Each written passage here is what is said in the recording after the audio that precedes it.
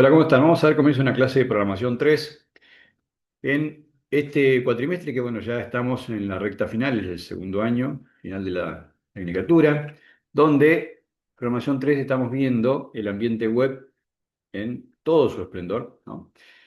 Los alumnos en trabajo en equipo ya están incluso pergeñando, tratando de descubrir algún proyecto que le venga bien como para entregar al final y después incluso mejorarlo como para que se convierta en un proyecto final. Así que bueno, muy motivados todos en la clase. Hoy vamos a tener tres equipos de trabajo que van a exponer y van a ir marchando acerca de cómo va evolucionando esa aplicación web que están desarrollando, tanto frontend como backend, con Eloquen como ORM, en este caso un ambiente sobre PHP, MySQL, y Eloquen, que es un framework para mapeado de bases de datos que bueno, funciona muy bien en este tipo de escenarios. Así que bueno, sin más, vamos a comenzar con los grupitos. Estamos con el grupo de Alan y su equipo para comenzar cuando quieran. Bueno, si puedes compartir pantalla, Indy.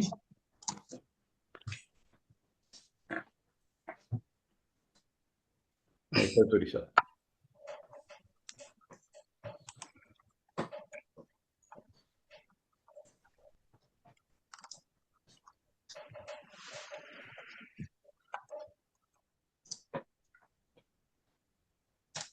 Bueno, hoy una gran parte de las pastelerías chicas y medianas, especialmente las de barrio, emprendimientos familiares o con venta online incipiente, siguen gestionando sus pedidos de forma completamente manual. El flujo típico de trabajo es: el cliente me manda un WhatsApp, audio o texto, preguntando si puede encargar una torta de chocolate con frutillas. ¿Se puede? ¿Cuánto sale? El dueño del empleado anota en un cuaderno, hoja suelta o bloc de notas: miércoles 22, María, torta de chocolate con frutillas grandes. Verificación de stock. El dueño tiene que ir a la heladera o la despensa a verificar si tiene los ingredientes. Eh, Muchas veces ni siquiera revisa antes de aceptar. Confirmación. Responde al cliente, a veces horas después, si está muy saturado. Cierra el pedido, queda sentado en papel sin integración con nada más. El cuaderno se mancha, se pierde una hoja o se escribe mal el teléfono del cliente. Si hay varios empleados, cada uno anota en su propio cuaderno o chat, generando duplicados o pedidos huérfanos. El dueño confunde una torta grande con familiar o se olvida de un ingrediente clave, ejemplo, agregar nueces. Stock desactualizado en tiempo real. El dueño acepta el pedido de 3 tortas de frutilla, pero ya vendió las frutillas a la mañana, sin haber actualizado ningún sistema. Cuando va a preparar, se da cuenta de que le falta huevo, manteca o un ingrediente extra como el dulce de leche. Eso genera cancelaciones a último momento, llamados al cliente para modificar el pedido, pérdida de confianza con el cliente. El cliente tampoco sabe qué opciones tiene realmente para escoger tamaño, formas, ingredientes extra. Tiene que preguntar una por una: ¿se puede rectangular? ¿Cuánto más sale con mousse y con chocolate amargo? Bueno, el dueño pierde tiempo respondiendo consulta repetitiva en lugar de producir o vender más. Muchas veces el cliente no pide personalizaciones por vergüenza o pereza y se conforma con lo estándar, dejando dinero sobre la mesa. Sin visibilidad real de las ventas, no hay un registro automático de cuántas tortas de cada sabor se vendieron en el mes, cuál es el ticket promedio, qué días hay más pedidos o cuál es el ingrediente extra más rentable. El dueño toma decisiones a ojo, compra stock sin saber, ofrece promociones sin medir el impacto y no puede proyectar el crecimiento. Una experiencia pobre para el cliente, tiene que esperar respuestas lentas, no ve el precio final hasta que el dueño hace la cuenta mental, no puede pagar de forma integrada ni saber cuándo estará listo su pedido. Muchos clientes terminan yéndose a competidores que tienen web o un sistema mucho más ágil. ¿Por qué esto pasa todo el tiempo en pastelerías chicas? Bueno, por falta de tiempo y conocimiento técnico. El dueño es pastelero, no es desarrollador. Usa herramientas que ya conoce, como el WhatsApp o el papel. Un costo percibido. Creen que un sistema digital es caro de mantener o complejo. Crecimiento desordenado. Empiezan vendiendo a amigos y familia y cuando crecen el método artesanal se vuelve insostenible. Normalización del caos. Siempre lo hicimos así. El dueño está acostumbrado a perder pedidos o stock, lo ve como parte del oficio. Consecuencias económicas de esto: bueno, ventas, se pierden pedidos, el cliente no vuelve a preguntar o se rechazan por falta de visibilidad del stock. Rentabilidad, se regalan ingredientes extra o por no llevar el registro o se cobran de menos. El estrés, el dueño trabaja con ansiedad y todo el tiempo revisando cuadernos o el teléfono. Escalabilidad. No se puede delegar fácilmente porque todo está en la cabeza de una persona o en un papel. Síntesis del problema. Bueno, las pastelerías pequeñas y medianas pierden tiempo y dinero y clientes por el uso de herramientas analógicas, lo que genera la pérdida de pedidos, el stock desactualizado, una nula personalización y cero visibilidad de gestión. Por eso nosotros desarrollamos una posible solución a esto.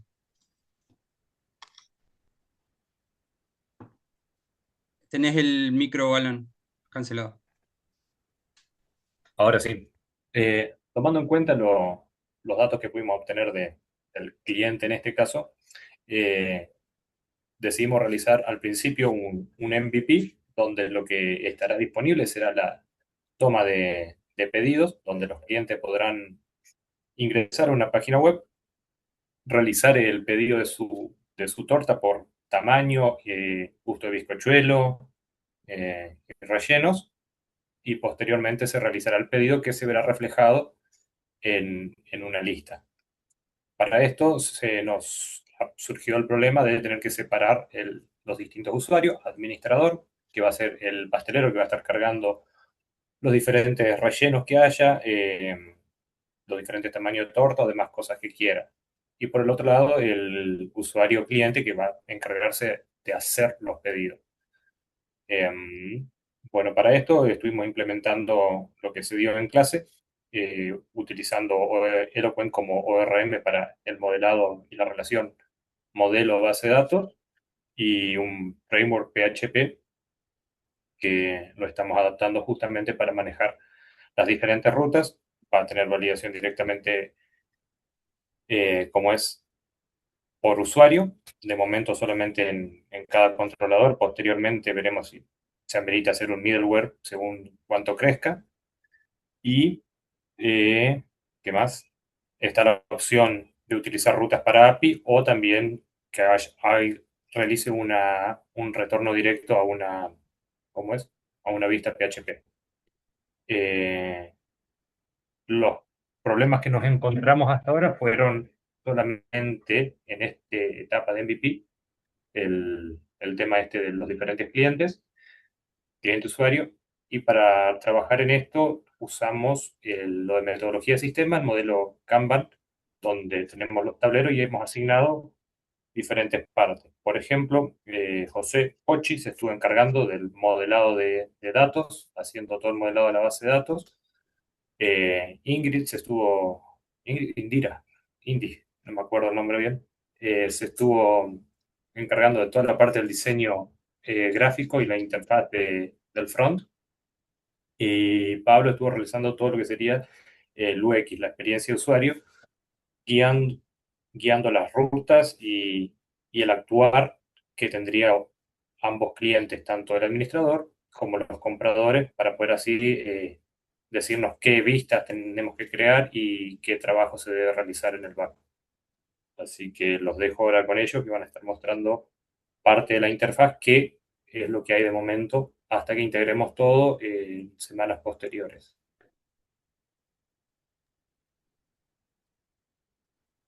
Bueno, eh, eh, esta es la página que, bueno, cuando un cliente ingresa a esta página, lo primero que ve es este inicio. Y bueno, cuando aprieta, hace clic en quiero mi torta, lo redirige a iniciar sesión. Si no está registrado, si es la primera vez que ingresa, se puede registrar justamente acá, donde dice registrate, donde le va a pedir el nombre de usuario, correo electrónico, teléfono, dirección y contraseña. Eso después se puede modificar, eh, por ejemplo, la dirección o el teléfono.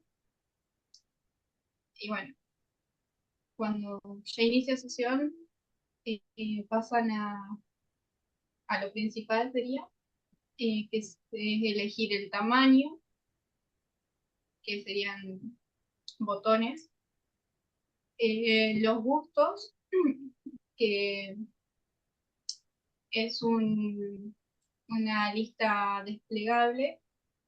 Cuando continuamos, aparecerían los rellenos, donde se puede buscar, tiene la lista desplegable y están los más pedidos acá que pueden apretar y se va a reflejar en este recuadro. Cuando ya confirman eso, se va a hacer el resumen, el tamaño, gusto, rellenos y el total de todo eso. Fecha y retiro a coordinar y bueno, ya le damos continuar. Y eso ya se redirige al administrador. Bueno, y después tenemos la parte del administrador, que bueno, que para acceder el administrador utiliza el mismo formulario de login que el de los clientes, pero en su cuenta tiene un campo configurado como admin. Al iniciar sesión, el sistema lo redirige automáticamente a un panel de control completamente independiente. Dentro va a haber un menú con varias opciones. Tenemos el dashboard, que es un resumen general. Ahí le muestra los pedidos que se han registrado, en qué estado están, si están confirmados en preparación, listos o entregados. Después tenemos la gestión de tamaños, que acá es donde el administrador va a poder cambiar el nombre, el precio o eliminar un tamaño. En la gestión de ingredientes también es similar. El administrador va a poder agregar ingredientes, quitarlos, eliminarlos, subirles el precio. También puede activar la idea es que pueda activar o desactivar algún ingrediente en caso de que no esté en stock. Y bueno, después tenemos la gestión de pedidos, que el administrador tiene ahí el control total de los pedidos de todos los clientes. Eh, Ahí va a haber una tabla de los pedidos realizados por cualquier cliente. Y bueno, el administrador también puede eh, corregir un error o agregarle en caso de que el cliente necesite algún ingrediente que se le haya olvidado. El rol del administrador también es poder poder ayudar a ese cliente a agregar ese ingrediente. Y después tenemos la gestión de clientes, que el administrador ahí va a ver la lista completa de todos los usuarios registrados en el sistema. Va a poder buscar un cliente en particular, ver su historial de pedidos, bueno, eliminar o editar sus datos. Bueno, también va a poder crear un pedido a nombre de un cliente. Y bueno, básicamente va a poder gestionar todos los pedidos de los clientes, hacer el seguimiento del estado de la producción de cada torta. Y eso sería todo.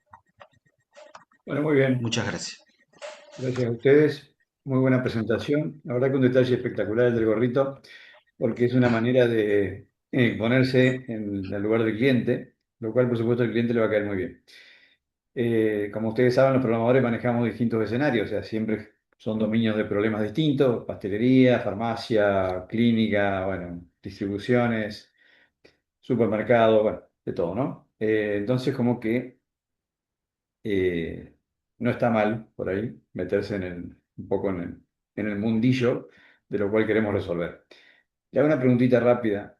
Bueno, se ve todo muy bien, se ve que la idea está bien plasmada, están yendo por el buen camino, o sea, están haciendo todo el esquema de requerimiento, están planificando un poco cómo se vería para después decidir el stack definitivo, más allá de que ya prácticamente lo tenemos, porque no es lo que estamos estudiando, pero bueno, es un poco el camino de lo que estamos aprendiendo también en metodología, ¿no?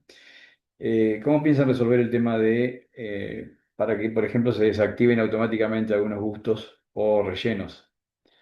O sea, más allá de que el administrador lo puede desactivar, eh, pero en el caso de que haya varios pedidos, eso tendrían que preverlo un poco, ¿no? Sí, la idea ahí era eh, una posible solución, o sea, no sé si posible solución, pero fue como una idea futuro por ahí para como mejora, capaz que yo por ahí me adelanté al decirla, pero eh, sí, esa idea todavía no la hemos visto. Alan. Creo que se podría manejar Sí, también del lado del base de datos también, ¿no? Poner una alerta o que si no esté permitido venderse hasta donde haya stock. eh, Claro, con el también stock. puede. La mejor manera es con el Pero, stock. O sea, si vos estás haciendo que en el pedido te tenga en cuenta aproximado la cantidad de ingredientes, o sea, tienen que hacer una especie de costo de producción, ¿no? Cantidad de ingredientes, en ese caso, bueno, ese ingrediente a medida que va descendiendo, cuando está en un, incluso no en cero, sino en una cantidad crítica, que se puede setear también en un campo, que sea cantidad crítica, por ejemplo, no sé, azúcar negra cuando quede 1 kilo, cantidad crítica, digamos, que suspenda. Frutilla lo mismo y así. Entonces vos te garantizás de que nunca va a entrar un pedido y que vos no vas a tener el ingrediente, por ejemplo, es uno de los casos. Y así seguramente van a tener algunos esquemas para analizar, ¿no? Es una buena idea esta que están desarrollando, es algo que se necesita mucho y va a estar el efecto de la aplicación positiva, digamos, que bien recibida por los usuarios, va a estar en esos detalles de que te sea de ayuda realmente. O sea, no que sea un calvario para el cliente, el usuario, ¿no? El administrador en este caso, que tenga que estar grabando todo, sino que realmente, bueno, se comporte como una ayuda realmente de la aplicación. Es decir, que el mismo uso de los usuarios genere toda la estadística necesaria para que el negocio pueda fluir normalmente. Eso me parece que es importante tenerlo en cuenta. Gracias, Bueno, Oscar, por la recomendación. bueno, buenísimo. Gracias, gracias. Sí, es Gracias a verdad. ustedes, creo que van muy bien. Sigan en esa dirección, avancen porque realmente es un proyecto que vale. Bueno, vamos a continuar entonces con el segundo grupo, eh, Cristian y Judith. Bueno, voy a compartir entonces. Ok.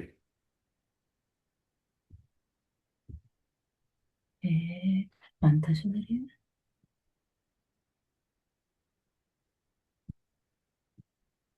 ¿Puedo compartir? Mm. Ah, no me está dejando, profesor. Apretarle fuerte el botón. A ver, compartir. A ver, sacar el audio. Un poco. Ahí está. Ahora sí. Bien.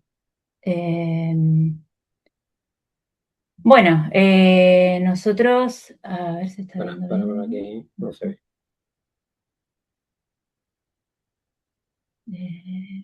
Permitir, ajá, ahí estaría. Bueno, Sí, no, y vamos sí, a poner acá. Tendría que minimizarlo, no, ¿no? pero acá. Mira al principio. Ajá. Pero acá el profesor se está viendo o no. Sí, se está presentando. Perdón, fallas técnicas. Ahí ya. Ajá. Sí, sacame a mí que no estoy con mi Ajá. mejor perfil. Cierro nomás acá. O Eh, minimizo. sí, a ver si cerrás ahí. Ahí estaría bien. Sí, ahí quedó bien. ¿Estamos? Bien. Vale. Bien. Bueno, nosotros lo que vamos a hacer primero es un repaso general de todo lo que venimos viendo hasta el momento, Ok. en esto de, claro, de lo que es la construcción de las aplicaciones web, ¿no es cierto? Sí. Bueno, como sabemos, se reparte en dos funcionalidades, que sería la del cliente y el servidor. En principio, el cliente es lo que, bueno, llamamos el front-end y el servidor es lo que llamamos el back-end. Desde la parte del cliente, lo que hace es, bueno, renderizar interfaces visuales, se ejecuta la lógica de presentación y, bueno, desde el cliente también se envían solicitudes al servidor, o sea, la base de datos, y luego lo que devuelve, la información que devuelve la muestra también desde el frontend, ¿no? Se muestra al usuario a través de, bueno, del navegador que esté utilizando. Puede ser Bien. el Chrome, por ejemplo, un ejemplo. Bueno, la parte del backend lo que hace es procesar toda la lógica del negocio, almacenar los datos, ¿no es cierto? Recibir las solicitudes, las consultas desde el frontend y devolver la respuesta para que luego la muestre el frontend, ¿cierto? Bueno, ¿cómo se comunica el cliente y el servidor? Se comunica a través del lenguaje HTTP que este lenguaje utiliza diferentes métodos. Bueno, nosotros los que más vimos es el get y el post.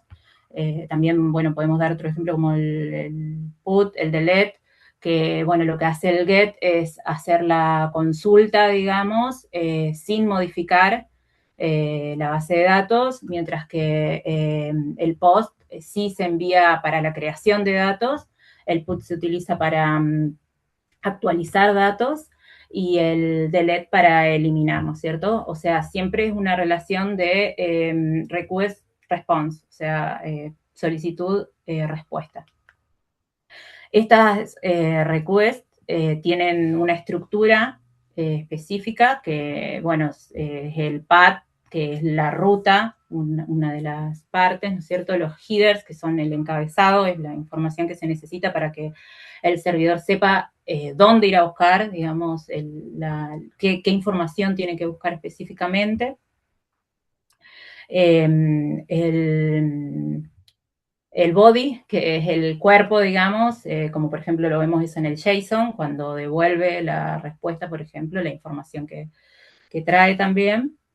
Y tiene la parte de los status codes, que eso son los códigos que devuelve el servidor para informar en qué estado está esa consulta, digamos, por así decirlo con palabras sencillas, ¿no? Como por ejemplo el 200, tenemos diferentes números que son los códigos. El 200 es cuando está todo ok. El 201 también muestra que está todo ok, pero se usa más para el post. O sea, se usa para el post cuando se crea algo, ¿no? Para decir, bueno, fue creado exitosamente. El 400, que es el bad request, que es cuando el usuario hizo la consulta erróneamente o con una información incorrecta. Y el 404 cuando devuelve el error porque no se encontró, es not found. Y bueno, el 500 ya es el error de servidor, ¿no es cierto? Bueno, ¿por qué se utiliza el formato JSON para las respuestas? Porque, bueno, ese es el lenguaje que es legible tanto para la máquina como para el humano, ¿no es cierto? Bueno, nosotros trabajamos en nuestro proyecto, que, bueno, ahora Cristian les va a continuar comentando un poco cómo es el tema de la estructura del proyecto. Bueno, para generar o para crear el proyecto, primero tenemos que instalar previamente y configurar un entorno de trabajo, ¿sí? En el que vamos a estructurar el proyecto, ¿sí? Primero lo que hicimos fue instalar y configurar lo que sería el SAMP, ¿sí? Que esto permite simular un escenario de producción real, ¿sí? Lo que va a hacer es que nosotros podamos tener un servidor, ¿sí? Un servidor local en nuestra máquina. Lo que nos va a permitir, ¿sí? Es dentro de la carpeta htdocs, ¿sí? Que está dentro del SAM, poder crear nuestro proyecto y que en él viva, ¿sí? En el proyecto que vayamos a estructurar. Esto da una estructura de monolito ordenado, ¿sí?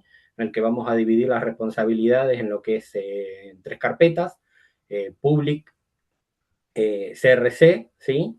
Y configuración, ¿sí? Public, básicamente lo que se va a mostrar hacia el cliente, ¿sí? Hacia el usuario. El CRC es la lógica interna que va a tener nuestro sistema. Y la configuración, o el config, es la conexión a base de datos.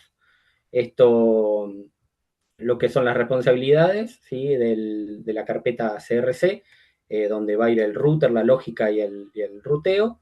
Básicamente es la recepción de las rutas y las respuestas digamos, en base a los métodos, ¿sí? Si es una dirección válida, va a confirmar con un 200, ok, ¿sí? Si no, va request o 404, ¿sí? Depende lo que, si no lo encuentra. Controles, sí, que sería la lógica, modelos que pueden ser los modelos de negocio. En nuestro caso, los modelos son el cliente, el profesional, sí, el prestador de servicio, y el turnero, por ejemplo, si son entidades del negocio de nuestra aplicación, ¿sí? Helpers, ¿sí? Funciones reutilizables de utilidad general. Después vendría la parte de testeo de formularios y validación, donde con las herramientas de desarrolladores, ¿sí? Podemos abrir lo que sería la consola y poder ver qué respuestas estamos obteniendo para ver de que si está dando una respuesta válida en cuanto a las consultas que estamos haciendo al servidor, ¿sí? El flujo de los formularios, sí, es donde el usuario va a ingresar datos, ¿sí? Y en base a esos datos se van a crear, qué sé yo, por ejemplo, como usuarios o prestadores o servicios o productos, ¿sí? Dependiendo el sistema que se esté desarrollando, ¿sí? Y validaciones de seguridad, como la validación de las reglas de negocio y la sanitización para limpiar los datos para limpiar los datos antes de ser procesados. Lo que es la validación se recomienda y es de buena práctica hacerlo siempre desde el servidor y no desde el frontend, ¿sí? O sea, lo que ve el cliente para evitar posibles hackeos o malas intenciones de ataques malintencionados. Lo que son las respuestas, persistencia y base de datos, esto ya es la parte donde vamos a poder persistir los datos que vayamos ingresando, ¿sí? Usar lo que es el JSON como formato, utilizar códigos HTTP adecuados y demás prácticas recomendadas, ¿sí? Lo que es la persistencia de datos nos va a dar cierta portabilidad, ¿sí? Cosa de poder usar el sistema conectado a Internet desde cualquier lugar del planeta, ¿sí? Porque la información va a estar guardada en un servidor externo y no en nuestros equipos, ¿sí? O en nuestro computador. Lo que es el MySQL, ¿sí? Es la base de datos relacional, donde se van a relacionar las tablas, ¿sí? De nuestros elementos que tienen filas y columnas, ¿sí? Que bueno, esto permite hacer consultas con lenguaje SQL, ¿sí? A eso también da lugar a lo que es el ORM que estamos utilizando, ¿sí? Que lo que permite es, a través de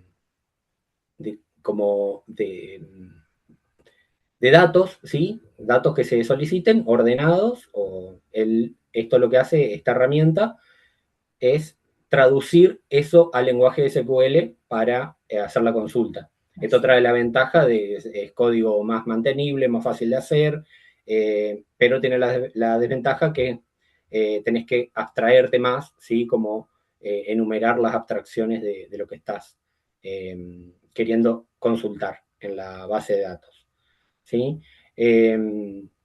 Eso es lo que sería nuestra estructura del proyecto. Nuestro proyecto se basa en una aplicación en la que tenemos como un proyecto codicioso, por decirlo así, de tratar de nuclear todo lo que son los prestadores de servicio, en lo que tanto como un cliente o un futuro cliente o el prestador de servicio puedan tener una base en común en el que un prestador muestre su servicio y a su vez llevar una agenda de los pedidos de servicios que solicitan los usuarios, y los usuarios a su vez tener acceso a la agenda del prestador para autogestionar sus solicitudes de servicio, ¿sí? Dicho esto, voy a pasar a nuestro compañero Miqueas, ¿sí? Que les van a mostrar ya lo que es el sistema, ¿sí? Lo que es la vista del sistema. Así que si quiere Miqueas ahí mostrar, vamos a ver lo que es lo que ya vería el cliente o el prestador con su aplicación instalada en su máquina o en su celular. Bueno, perfecto, Cristian, muchas gracias. Vamos a pasar un poco a mostrar lo que viene siendo el programa y un poco de código así por encima. Em, Vamos a pasar a mostrar el funcionamiento. Nosotros hicimos una parte de iniciar sesión, que voy a empezar con esto para explicar que por ahora no anda, o sea, lo que tenemos pensado es que la parte de mostrar prestadores lo haga después de iniciar sesión, ¿ok? Pero en este caso lo hicimos así con el método get para demostrarlo que funciona y que está conectado con la base de datos. En este caso nos muestra Albanil y Carpintero, que son dos prestadores, que si vamos a la base de datos están acá, ¿ok? Em, Vamos a pasar a la parte del registro. Nosotros tenemos dos partes, ¿ok? Tenemos la parte del profesional y la parte del cliente. Acorde a lo que cada uno sea, se va a registrar de una forma u otra. Por ejemplo, vamos a registrar un cliente. Vamos a poner, por ejemplo, José, un DNI cualquiera. Que vamos a hacer una cosa, le vamos a poner más números.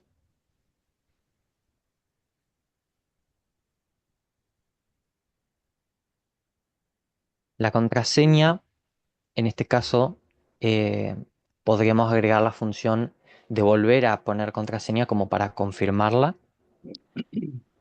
Voy a poner, por ejemplo, José 1234 y teléfono. Ahora, registrarse me dice que el formato no es el solicitado. Están las cosas solicitadas y validadas, así que el programa funciona.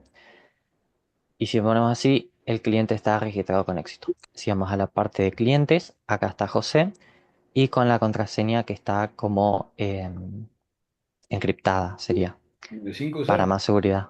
¿Cómo? ¿Quieres usar un MD5 ahí para encriptar? Eh, no me acuerdo, el nombre no me acuerdo, sinceramente.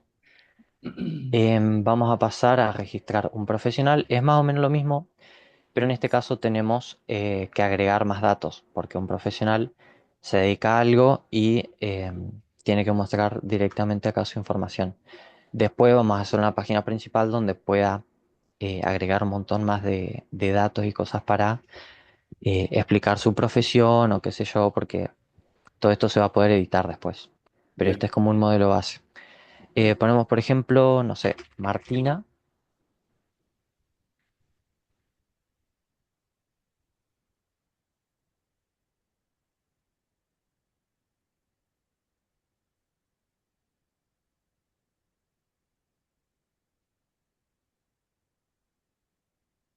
Y en este caso, bueno, nombre de servicio vamos a poner que sea, no sé, electricista, por ejemplo. Ahí quizá le va a convenir generar un desplegable en función de unos rubros preestablecidos para poder después manejarse con los filtros. Claro, como tenemos acá, por ejemplo, en la sección de categorías. Sí, Algo porque así sería así lo más conveniente, pero tenemos que todavía ver uno te cuáles va a van a poner, ser. uno te va a poner electricista, el otro te va a poner instalación eléctrica y te va a hacer todo Claro, sí, un... sí. Claro, Sí, sí, Se sí, va sí. a por eso. agregar, ajá. Falta muchos detalles todavía. Esto es muy base todavía. No, pero va lindo, va En, lindo, va lindo. en este Eh, caso sí, tenemos como para elegir, como usted decía, Ok. y le vamos a poner, por ejemplo, hogar, y vamos a poner que cobro barato, que es la descripción que más me gusta poner. Registramos y listo, perfecto, anda. En euro, ponele. Ahora, si vamos a los prestadores, está, por ejemplo, Martina, electricista, y está todo Ok. ok. Vamos a mostrar los prestadores. Acá está la electricista Martina. Muy bien. Y como para mostrarlo, tenemos, por ejemplo, pongo el de Martina, ¿no? O bueno, en realidad pongo cualquier cosa Ajá. y nos dice que esto se va a implementar después en el backend, ¿ok? Bien. Que es la idea que comentaba al principio, que queremos iniciar sesión y ahí crear como toda la página principal Ujú. y que ahí vos puedas ver los prestadores y qué sé yo. Voy a explicar un poquito. Cuando nosotros ponemos enviar en un formulario, la Ujú. solicitud viaja al servidor y la captura el archivo htaccess, ¿ok? Bien. Em, este archivo nos permite implementar como las URL más amigables, por así decirlo, y lo redirige al archivo index.php. En el index es como un controlador frontal, vamos a llamarlo. Es el único punto de entrada de la aplicación. Evalúa qué URL se solicita y después deriva la petición a la ruta o el archivo que corresponde. Después pasamos a el archivo que corresponde, que sería, acá está el htaccess, tenemos el index. Y, por ejemplo, en este caso, no sé, el prestador de root, Ujú. que lo que hace es que el index redirige la lógica hacia este archivo. Y bueno, acá añadimos una capa de seguridad extra. Antes de procesar cualquier guardado, la ruta pasa los datos al validator, que en este caso sería este, de prestadores. Perfecto. Que bueno, acá se sanitiza y se validan todos los campos. Después tenemos la persistencia de datos, que para el proceso de guardado en la base de datos usamos, como dijo mi compañero, el ORM de Eloquent. En el código acá tenemos un archivo llamado prestador y cliente PHP, que es acá donde usamos el ORM. Ujú. Y esto es como un modelo. em, Básicamente funciona como que no hace falta escribir consultas SQL largas o difíciles de leer, sino que es como que usamos este molde para decirle al sistema que crea un cliente con los datos limpios y bueno, el archivo se encarga de ir a la base de datos como de forma más eficiente. Y por último, bueno, en la parte de acá que mostramos, a ver, que mostramos los prestadores, tenemos lo que sería prestadores list, Ok. que para mostrar todos esos datos que se ven en la página, se usa este archivo que se conecta con la base de datos, usa el modelo que le corresponde para consultar todos los registros y bueno, los muestra de forma ordenada y los renderiza en el navegador sin necesidad de reiniciar la página. Exactamente. Dicho eso, eso sería todo, así que bueno, muchas gracias por escuchar. Muy bien. Bueno, excelente trabajo, chicos. Muy bien. Gracias. Están Gracias. esforzándose. Han hecho una buena presentación teórica y bueno, y después se nota que bueno, lo han podido aplicar. Muy bien explicado, Miqueas. Están haciendo un buen trabajo, están buscando la forma de trabajar profesionalmente en el ambiente web con la redirección de rutas, con solo mostrar un único archivo al inicio y bueno, y ocultando todo el procesamiento, ¿no? Obviamente que la ayuda de Eloquent es tremenda porque, bueno, como dijiste, haces el modelito con los atributos de la tabla. Sí, Eloquent se encarga de armar su tabla, que lo hace internamente, ni nos complicamos, ni con los tipos de datos, nada, pues ya lo colocamos ahí directamente en el modelo.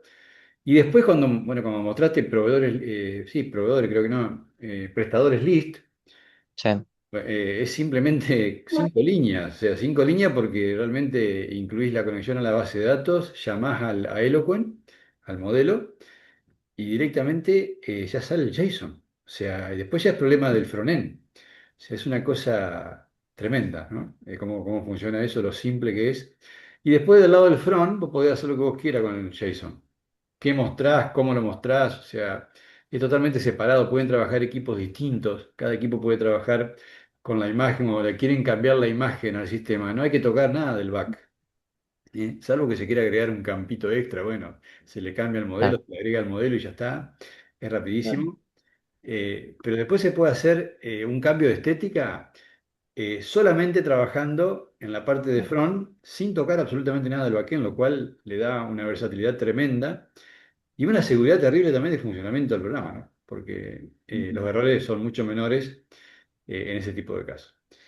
Eh, bueno, bien todo, salvo algunos conceptitos por ahí que se filtraron sin querer en la exposición de los chicos. No sé, escuché lenguaje HTTP, o sea, HTTP no es un lenguaje, o sea, es HTTP es Hypertext Transfer Protocol, o sea, es un protocolo de Un comunicación. protocolo. Sí, Sí. Protocolo de sí. comunicación, exacto. Claro. Y Ujú. después get, put, delete son verbos HTTP, o sea, son los accionadores de ese protocolo de comunicación con los cuales le indicamos al servidor qué es lo que estamos necesitando hacer. Pero bueno, muy bien. La verdad que me enorgullecen porque realmente están evolucionando mucho. Recordemos que hasta hace 4 semanas no tenían training de exposición a estos niveles y lo están logrando. Después de 2 o 3 exposiciones ya se nota el avance. Y bueno, la idea es esa, ¿no? Que además esto ayude a formarse en habilidades blandas de comunicación, que realmente es muy importante para el egresado de la tecnicatura porque el sector demandante de la industria IT hoy día está surcado por una necesidad tremenda que es capacidades muy, muy elevadas de comunicación y en todas direcciones. Entonces, esto que estamos haciendo también nos está entrenando ya, preparando, ¿no? Para lo que se viene. Así que, buenísimo. No sé si el otro grupo ya está listo. El Gracias, tercero. profe. Gracias. Gracias, profe. Gracias a ustedes. Buenas, Mariano ¿cómo y están? Julián. Hola, hola, ¿se me escucha? Sí, sí, ¿Estamos? ¿Se escucha bien? escuchando. Bien, se Bien, escucha. buenísimo. Voy a compartir yo pantalla. Avance. ¿Se ve bien? Genial. Perfecto. Va a arrancar Julián. Una más linda que la otra las presentaciones, ¿eh? Muy bien. Son épicas la presentación. Sí, sí, sí. Muy linda. Bueno, yo soy Julián Pretz y junto con Mariano Fernández vamos a dar una presentación sobre la clase 7 de Programación 3, en la cual en esta presentación vamos a entender un poco lo que viene siendo el REST, el significado de los status codes y cómo consumir APIs utilizando JavaScript moderno. Comenzamos en lo que sería el REST, que el REST es un estilo de arquitectura para diseñar aplicaciones en red.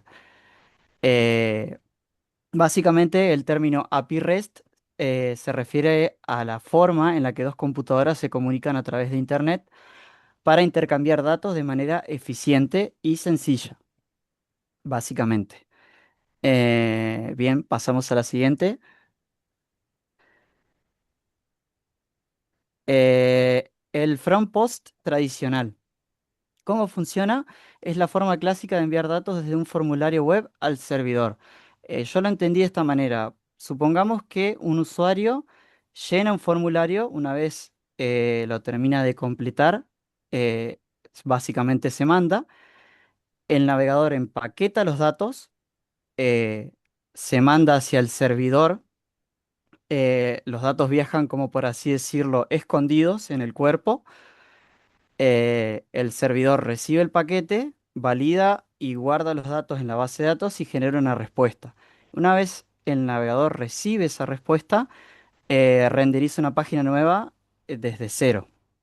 Esto para el usuario es un poquito más lento y un poco menos interactivo, debido a que cada envío recarga básicamente toda la página y no permite hacer actualizaciones parciales. Por otro lado, solo permite get o post y no soporta put, patch ni delete.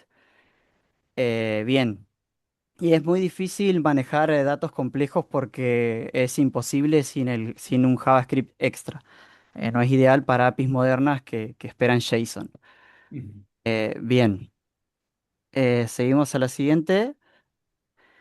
En la parte del frontend más el API REST, básicamente el usuario interactúa con el formulario y, y una vez que los datos se mandan, el JavaScript intercepta el evento, se envían los datos mediante fetch como JSON al endpoint REST del backend. El servidor solo devuelve datos JSON, nunca un HTML completo, básicamente. El JavaScript recibe el JSON, lo parsea y actualiza solo la parte necesaria del DOM.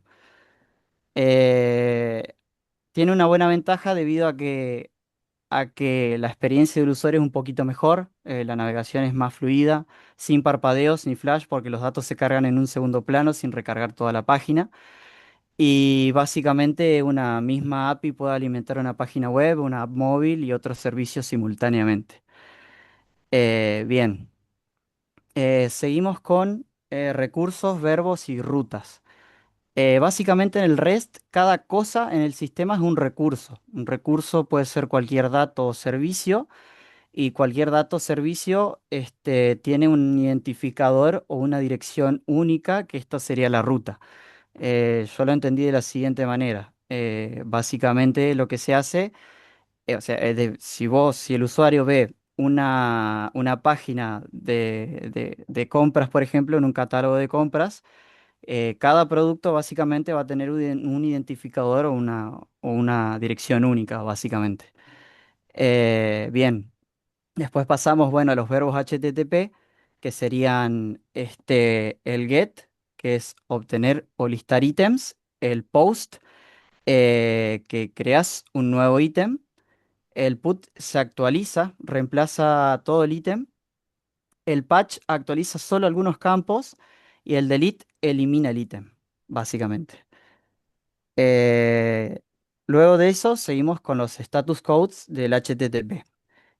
Básicamente los códigos de este estado son la forma en la que el servidor le habla al cliente para indicar el resultado de cada petición. Se agrupan en 5 familias, pero yo puse básicamente las que fuimos dando, que básicamente es el 200, que el, el 200 es básicamente que todo salió bien. El 200 es un get exitoso que devuelve datos y el 201 es un post exitoso, que ahí se crea un recurso, básicamente. El 400 suele marcar siempre un error del cliente, que algo está mal en la petición. En este caso, el 400 puede ser una validación fallo o básicamente datos inválidos. Y el 404 es que el recurso solicitado no existe o no se encontró. Y el 500, bueno, básicamente el error 500 se basa en un error interno del servidor. Siguiendo con el contrato de respuesta estándar, es un acuerdo sobre cómo el servidor debe contestar para que el frontend entienda siempre lo que pasó. Básicamente eh, se basa en los códigos numéricos, que el 200 está todo ok, el 201 es creado, el 400 es el error del cliente, 404 no es encontrado y 500 es el error del servidor. Este, y bueno, básicamente el contrato de respuesta estándar siempre te va a dar una respuesta concreta de qué es lo que está pasando, depende del error. Eh, es más predecible y fácil de integrar, eh, tiene un manejo de errores un poco más consistente y facilita la paginación y los metadatos. ¿Y seguís vos, Mariano? Bueno, sigo desde acá. En realidad, una falta de comunicación, yo arrancaba desde acá.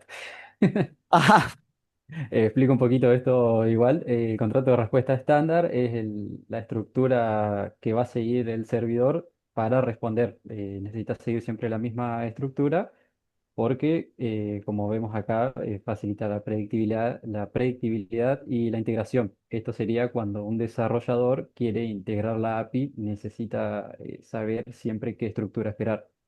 Dentro del manejo de errores consistentes, cuando hay un error, el contrato de respuesta estándar va a mostrar un código de estado que se corresponda con ese error, sea 400, 404, 500, y un mensaje que va a leer el desarrollador y que le va a ayudar a saber cuál es el error exactamente, y así no se tiene que poner a buscar en todo el código cuál es el error. El desacoplamiento del backend y el frontend es para que los equipos del backend y el frontend puedan trabajar paralelamente y no se bloqueen, digamos, cuando estén trabajando. Y la facilitación de paginación y metadatos es, por ejemplo, cuando se envía una lista de elementos, en el body están los elementos del objeto y en el header van a ir los metadatos separados para no ensuciar por ahí la lista que se está requiriendo. Content Type y Accept. Ellos son los que manejan la negociación del contenido, por así decirlo. Content Type va a ser el encargado de indicar cuál es el formato de los datos que están viajando.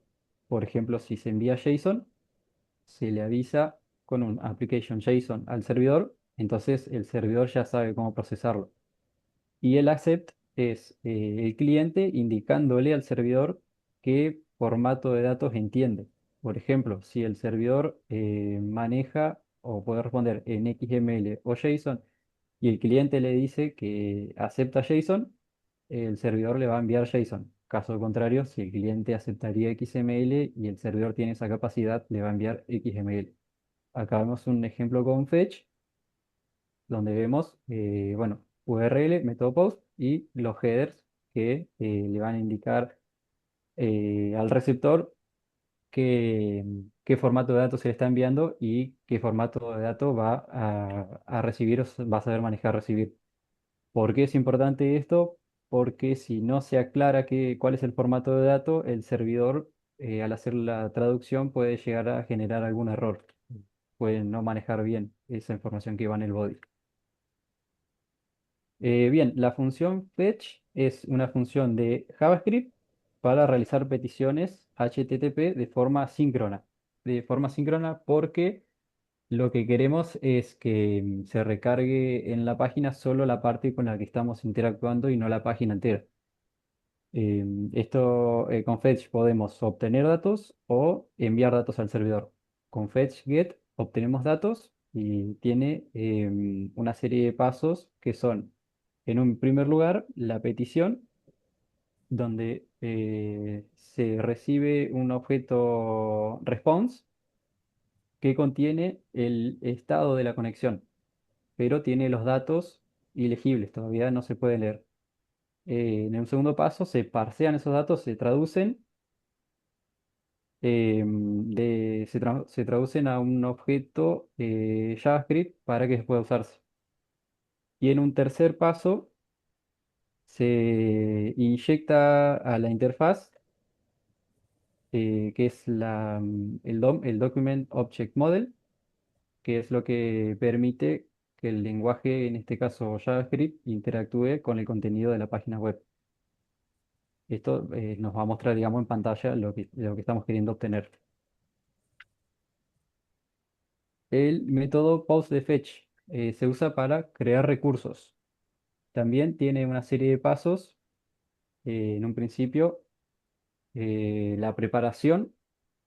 Esto sirve para prevenir submit, que sería que la página se recargue por completo, porque lo que queremos es que solo se recargue la parte con la que interactuamos, y esto se logra con prevent default. Luego tenemos la lectura de los inputs, por ejemplo, nombre, document.getElementById, nombre.value, nos va a dar el nombre de esa propiedad, digamos, en este caso, nombre. Luego tenemos una parte de la configuración del envío, se pone await fetch porque es una función asíncrona, digamos. Se establece la URL, el método, los headers que ya vimos, y por último se hace un JSON.stringify porque hay que parsear ese, ¿cómo es? Ese objeto de JavaScript a una cadena de texto que es lo que va a poder viajar. Por último, tenemos lo que sería el feedback, la respuesta. Acá lo que hay que ver es qué responde el response y el data. El response va a verificar que el servidor responda con un código exitoso en el rango de los 200 o no. Y el Dataoc va a verificar toda la lógica de negocio que maneja el servidor, si están todos los datos correctamente como los necesita, digamos. Si todo sale bien, va a pasar por acá la función cargar ítems y va a recargar la lista sin recargar toda la pantalla. Y si hay errores, los va a juntar en un array de data errors y lo va a mostrar con la función mostrar errores. Los niveles de error que tenemos en Fetch son dos. Fetch solamente va a lanzar excepción si la petición no se pudo completar físicamente. Esto es un error de red que se captura con el catch, usando un try catch. En el try vamos a capturar errores de negocio, como vimos antes, con responseOc y dataOc. Si esto significa que la petición llegó al servidor, pero el servidor respondió negativamente porque es un error. Hay algo que fue mal en los datos. Y si ingresa al catch, significa que la petición directamente nunca llegó al servidor y es un error de conexión. Y esa fue nuestra presentación. Pero muy bien, gente, muy, muy bien. Muy técnico, interesantísimo todo esto. Va a quedar muy, muy buena esta grabación porque tiraron datos muy importantes. Ujú. Primero hicieron la separación de lo que era el método tradicional, bueno, con el que se trabajaba antes, ¿no? El post bruto, ¿no? Cual enviamos y recargamos la página. Y bueno, después con el avance de JavaScript, ahora con el fetch, más la asincronicidad, lo cual por supuesto le da un valor increíble porque estamos manejando livianamente los datos. Si no, antes lo que se hacía era enviar el bloque de datos y después tenía que el servidor devolver incluso nuevamente todo el HTML. O sea, no había forma de graficarlo porque el estado de la página web no existe, digamos. O sea, entonces, no hay manera de que una página que se quiera mostrar no se tenga que dibujar completa. Y eso tiene una buena recarga de uso de recursos y por supuesto una espera también de parte del usuario, ¿no? Así que sin duda que todo esto es muy bueno trabajarlo ya de esa forma porque le permite crear aplicaciones mucho más fáciles para mantener también y para el usuario. ¿Por qué? Porque, como siempre decimos, nuestra aplicación va a caer en un sistema operativo el cual desconocemos y principalmente en un dispositivo que desconocemos, máximo una web. Puede ser un telefonito, como puede ser un teléfono, una tablet, no sabemos los recursos. Entonces es muy importante que usemos esta nueva forma, porque si no yo le estoy pidiendo a ese pobre teléfono que recargue cada vez la página. Entonces, obviamente la demora va a ser mucho más grande. En cambio, si uso esta nueva forma, ¿no? del fetch, que lo que hace es llamar a ese archivo que puede estar o no en el mismo servidor, ¿no? Que eso también es importante porque a veces puede dar un error, como recién manifestaban los chicos, porque puede ser que esté caído es una conexión a una API que está caída, bueno, entonces tenemos que tener previsto eso para que el usuario entienda que tiene que reintentar más tarde o que el dato no se pudo conseguir. Eh, pero además de estar recargando todo el HTML como se hacía, ahora solamente viajan datos de texto JSON. O sea, es algo que también ayuda muchísimo en el producto final porque también estamos teniendo datos livianitos que solamente los procesamos y los colocamos donde van dentro del HTML que ya tenemos armado, ¿no? Todo eso se hace en JavaScript. Las funcioncitas de JavaScript son muy efectivas y por supuesto todo código muy liviano, ¿no? Así que, bueno, excelente también. La verdad, tres equipos con un trabajo muy, muy lindo. Así que mis felicitaciones para los tres. Vamos a continuar en la misma línea y la semana próxima, bueno, vamos a continuar con los temas venideros y ya nos preparamos para el parcial que va a ser los primeros días de ahora de mayo. Así que por mi lado, nada más por hoy. Será hasta la próxima. Muchas gracias. Gracias, Oscar. Hasta luego. Muchas Adiós, gracias, Oscar. adiós. Nos Muchas gracias, vemos. Oscar. Bueno, Gracias, Oscar. a ustedes.